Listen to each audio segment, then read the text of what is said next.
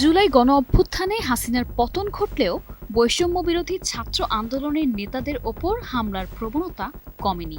বিশেষ করে জাতীয় নাগরিক পার্টির কেন্দ্রীয় সংগঠক এবং ছাত্র আন্দোলনের অন্যতম প্রধান মুখ্য সংগঠক হাসনাত আবদুল্লাহ গত ৯ মাসে অন্তত ৫ বার হামলার শিকার হয়েছেন।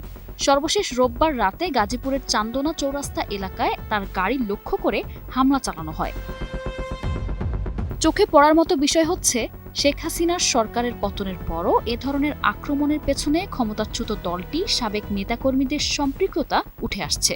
বিভিন্ন পর্যবেক্ষক এ ঘটনাগুলোকে রাজনৈতিক প্রতিহিংসার ধারাবাহিকতা বলেই মনে করছেন। সাম্প্রতিক হামলায় জানা গেছে ১০ থেকে ১২ জন যুবক মোটরসাইকেলে এসে হাসনাত আবদুল্লাহর গাড়ি ঘিরে ধরে হামলা চালায়। এতে গাড়ির কাঁচ ভেঙে যায় এবং নিজেও আহত হন। সামাজিক যোগাযোগ মাধ্যমে তার রক্তাক্ত হাতের ছবি ভাইরাল হয়ে যায় মুহূর্তেই।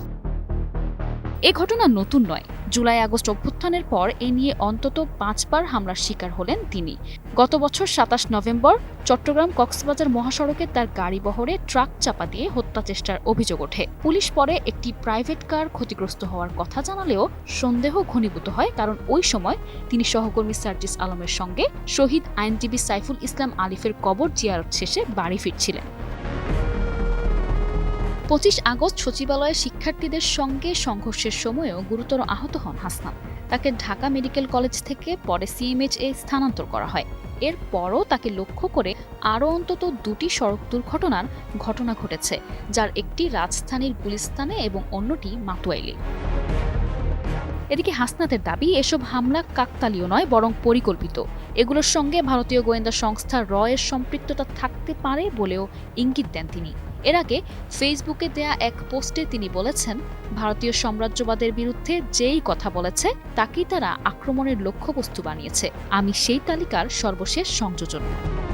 সাম্প্রতিক হামলার ঘটনায় আলোচনায় এসেছে ছাত্রলীগের সাবেক নেতা ও গাজীপুর জেলা শাখার সাধারণ সম্পাদক নাসির মোড়লের নাম। আল জাজিরার সাংবাদিক জুলকারনাইন সায়েদ তার নাম উল্লেখ করে সামাজিক যোগাযোগ মাধ্যমে পোস্ট করলে বিষয়টি সামনে আসে।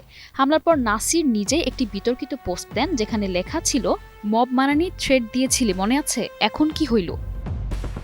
নাসির মোড়ল বর্তমানে পলাতক রয়েছেন বলে ধারণা করা হচ্ছে।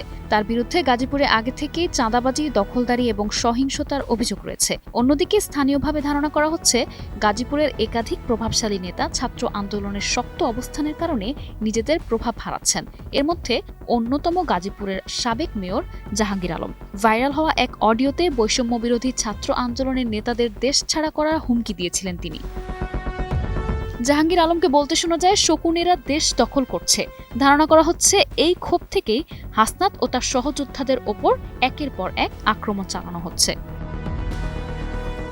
এছাড়া হামলায় মুক্তিযুদ্ধ বিষয়ক সাবেক মন্ত্রী গাজীপুরের আ.ক.ম মোজাম্মেল হকের লোকজনেরও সম্পৃক্ততা থাকতে পারে বলে ধারণা সংশ্লিষ্টদের। চাঁদাবাজ আখ্যা দিয়ে সমন্বয়কদের ওপর রাতে হামলা করে মোজাম্মেলের লোকজন। এমনকি সেই ঘটনার পর হওয়া বিক্ষোভ মিছিলেও গুলি করে সন্ত্রাসীরা। রাজনৈতিক বিশ্লেষকরা বলছেন, যদিও সরকারের পরিবর্তন ঘটেছে, কিন্তু পুরনো শাসক গোষ্ঠীর অনেক প্রভাব এখনও সমাজে রয়ে গেছে। নিরাপত্তার নিশ্চয়তা না থাকলে নতুন গণতন্ত্রের ভিত্তি দুর্বল হয়ে পড়বে। নিউজ ডেস্ক, ২১শে টেলিভিশন।